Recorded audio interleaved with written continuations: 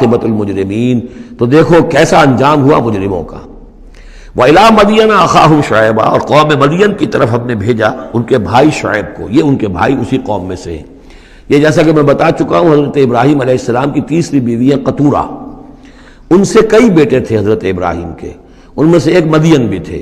یہ جا کر آباد ہو گئے خلیج عقبہ کے ساحل کے ساتھ ساتھ، تو گویا کہ مشرقی جو ساحل ہے خلیج عقبہ کا، وہاں یہ قوم آباد تھی۔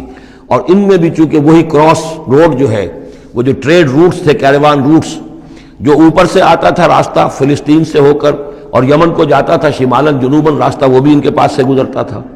کیروانز آ رہے ہیں جا رہے ہیں، شمال سے جنوب، جنوب سے شمال، جو مشرق سے عراق سے ایران سے قافلے آتے تھے اور مصر جاتے تھے یا مصر سے آتے تھے، لہذا یہ جو تھے اس وقت کی انٹرنیشنل ٹریڈ کے چونکہ کراس روڈز کے اوپر واقع تھے، لہذا بہت خوشحال ہو گئے، بہت ان کے ہاں بہت وسعت ہوئی مال اور دولت کے اندر۔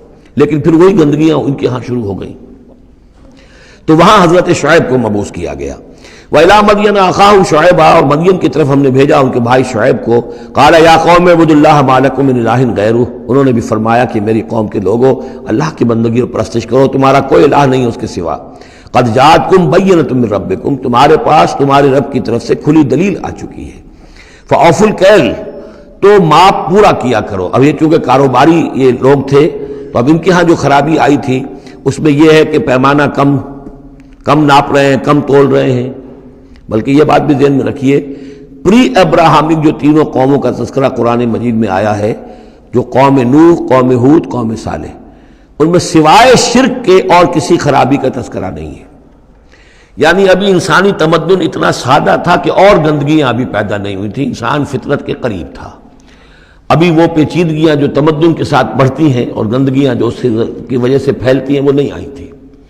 لیکن یہ کہ قوم لوط، یعنی جس کی طرف حضرت لوط کو بھیجا گیا، ان میں یہ سیکشول پرورشن جو سب سے بڑی یہ بنیادی جو خرابی آئی ہے پہلی، وہ اس قوم میں آئی۔ اور نمبر 2 جو خرابی آئی ہے وہ مالی معاملات میں دھوکہ اور فریب اور کم تولنا اور کم ماپنا اور لوگوں کا مال ہڑپ کر جانا، یہ ساری چیزیں ہیں جو قوم شعیب کے اندر یعنی قوم مدین کے اندر آئی ہیں۔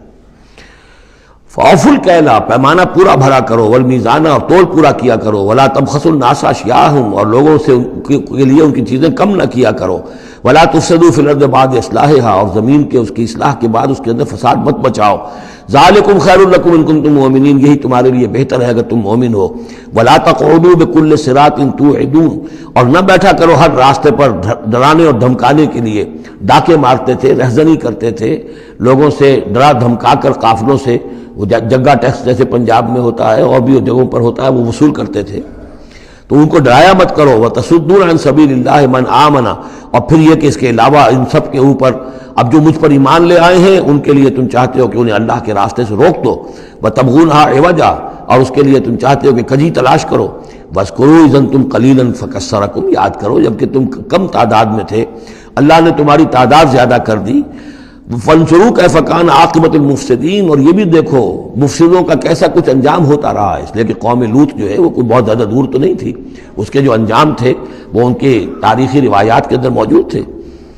وَإِنْ كَانَتْ طَائِفَةٌ مِّنكُمْ آمَنُوا، پھر اب اگر تم میں سے ایک گروہ ایمان لے آیا ہے، بِالَّذِي أُرْسِلْتُ بِهِ، اس چیز پر کہ جو مجھے دے کر بھیجا گیا، وَطَائِفَةٌ لَمْ تُؤْمِنُوا، اور ایک گروہ وہ ہے جو ایمان نہیں لایا ہے، قوم تقسیم ہو گئی ہے۔ فَاصْبِرُوا، اب یہاں خطاب ہے ایمان لانے والوں سے، تو اے ایمان والو اب صبر کرو، حتیٰ یحکم اللہ بیننا، یہاں تک کہ اللہ ہمارے مابین فیصلہ کر دے، وَهُوَ خَيْرُ الْحَاكِمِينَ، اور یقیناً وہ بہترین فیصلہ کرنے والا